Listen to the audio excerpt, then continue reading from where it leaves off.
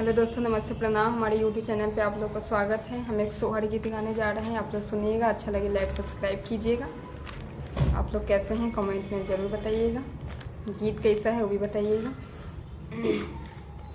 के ही ये तुलसी लगाओल, के ही जल ढारल रे, ललनर कीनी का के नजर खराब, तुलसिया मोर सुखाए गेल रे।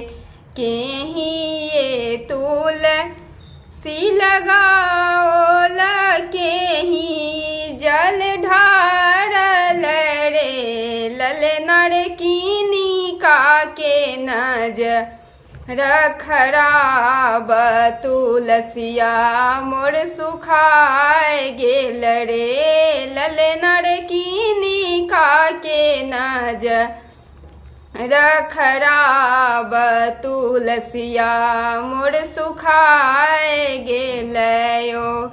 सासुई तुलसी लगावल, ननद जल ढारल हे।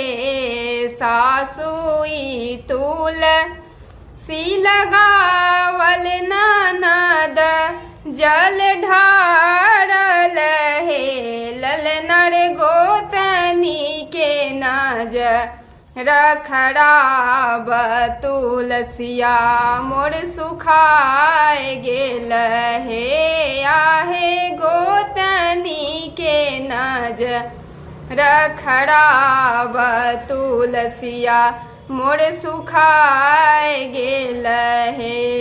सासुई तुलसी लगावल, ननद जल ढारल हे, ललनर तुलसी में बसु राम श्याम, तुलसिया दुई पात भेल हे, ललनर तुलसी में बसु राम श्याम, तुलसिया दुई पात भेल है।